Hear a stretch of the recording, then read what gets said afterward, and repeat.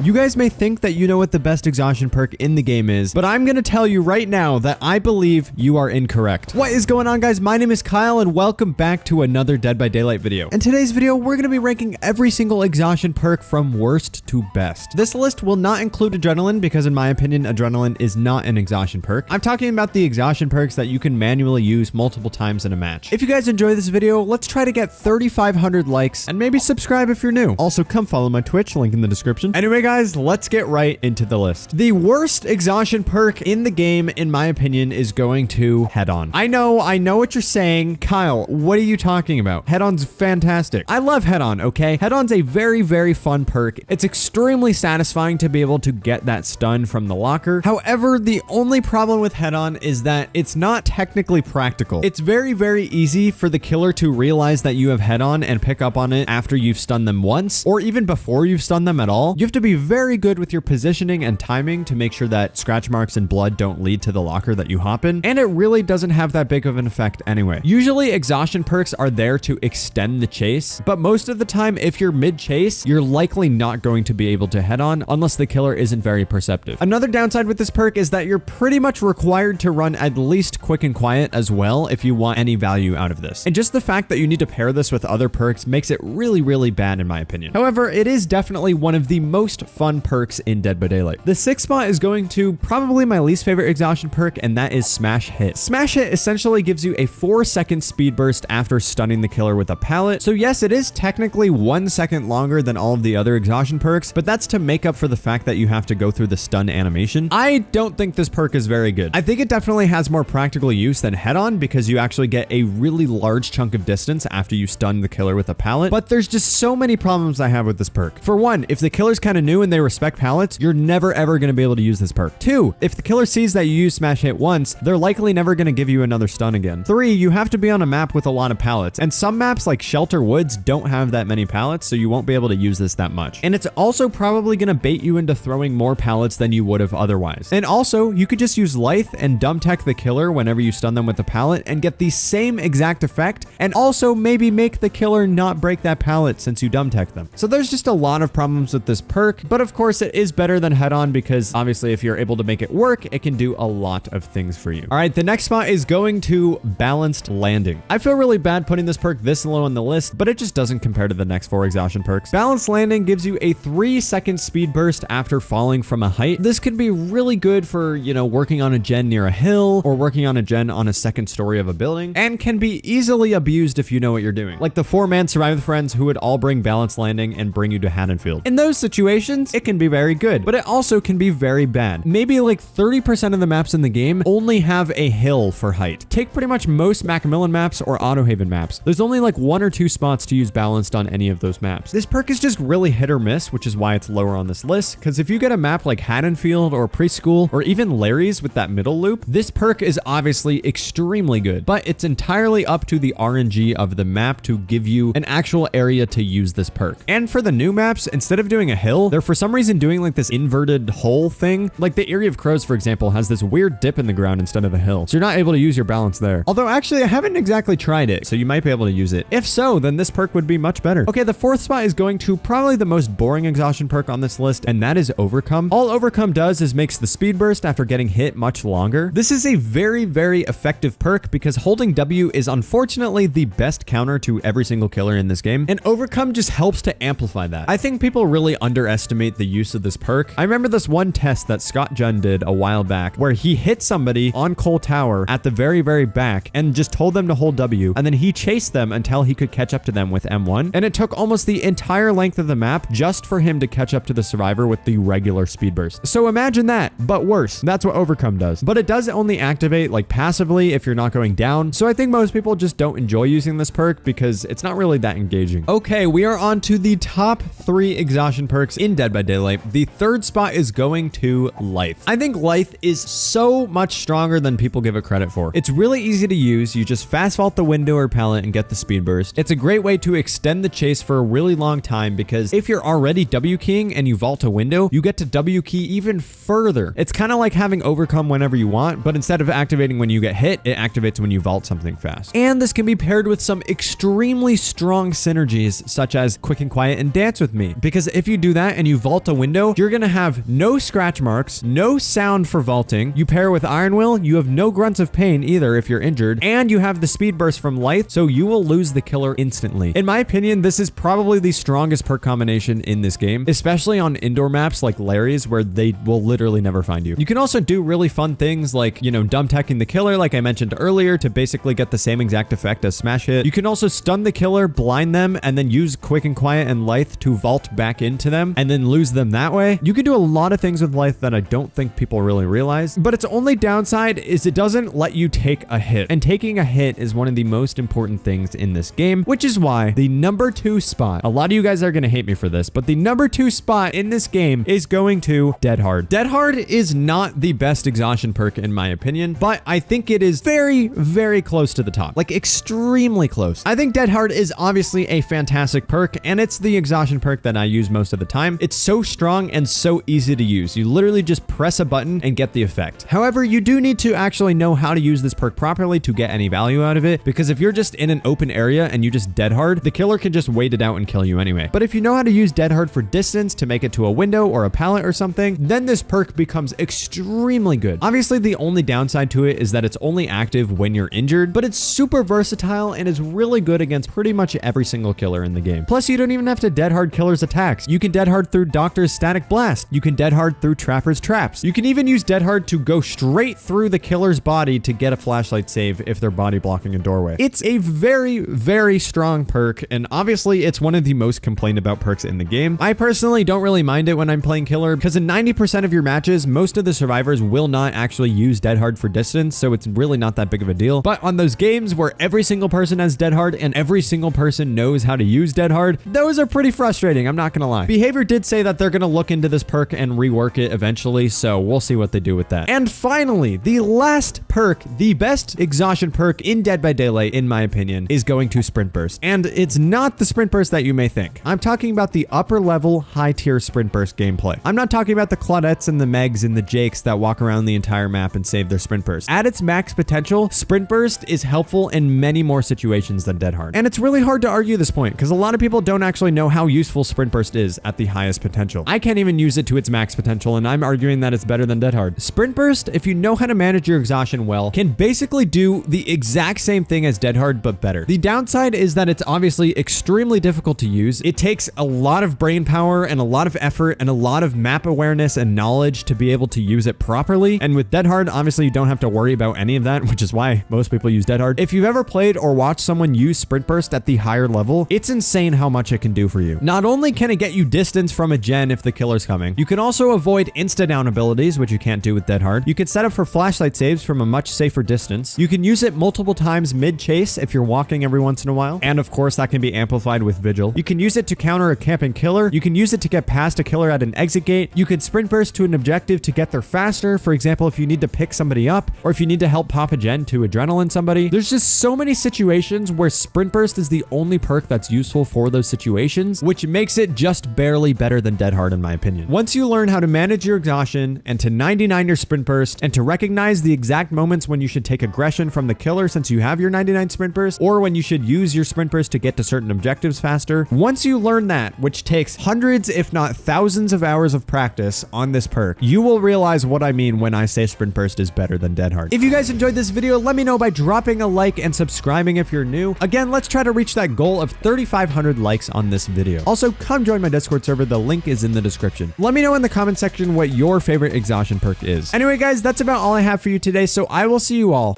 in the next one. Peace!